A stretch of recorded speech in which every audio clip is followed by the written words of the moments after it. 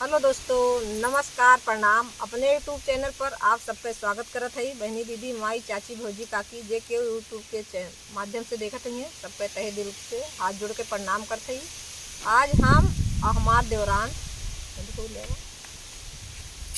दोनों जने मिलकर एक बहुत बढ़िया मज़ेदार लाचारी गीत लेके आई। ये लेके आ हैं हम ना बहुत बढ़िया लाचारी गीत लेके आ हैं। बहनी, दीदी, आप लोग सुनी है और ज़्यादा से ज़्यादा सपोर्ट करी हैं, चैनल के माध्यम से सपोर्ट करी हैं। और गीत अच्छा लगे तो कमेंट में बताई हैं। देखा हमारे देवरान लेके आ हैं बहुत दूर से, अपन नैहरे गए हैं, सीख के आइन है अपने नैहरे से। तो गीत कैसन बा आप लोग जरूर बताई हैं, अपन प्यार दुलार आशीर्वाद दी हैं। चला शुरू कर। हंस के कहाँ राधा प्यारी, मोहन गैया दुहिदा हमारी। हंस के कहाँ राधा प्यारी, मोहन गैया दुहिदा हमारी। दुहिदा हमारी हो दुहिदा हमारी। हंस के कहाँ राधा प्यारी, मोहन गैया दुहिदा हमारी।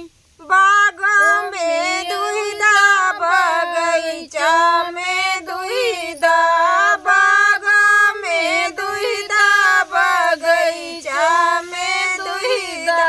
दुहिदा ने बुलवा के यारी, मोहन गैया दुहिदा हमारी। दुहिदा ने बुलवा के यारी, मोहन गैया दुहिदा हमारी। हंस के कहाँ राधा प्यारी, मोहन गैया दुहिदा हमारी। हंस के कहाँ राधा प्यारी, मोहन गैया दुहिदा हमारी। कुआना पे दुहिदा, जगतिया पे दुहिदा, कुआना पे दुहिदा, जगतिया पे दुहिदा। दुहिदा घाइलवा के यारी, मोहन गैया दुहिदा हमारी। दुहिदा घाइलवा के यारी, मोहन गैया दुहिदा हमारी।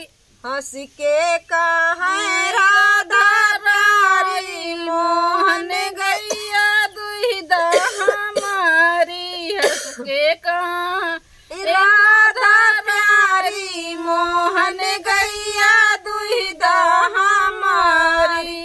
महला में दुहिदा, दुई महला में दुहिदा, महला में दुहिदा, दुई महला में दुहिदा।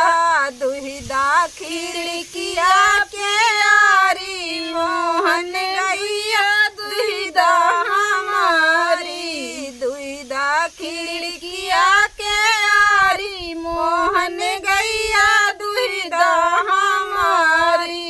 हंस के कहाँ राधा प्यारी, मोहन गैया दुहिदा हमारी। हंस के कहाँ राधा प्यारी, गैया दुहिदा हमारी।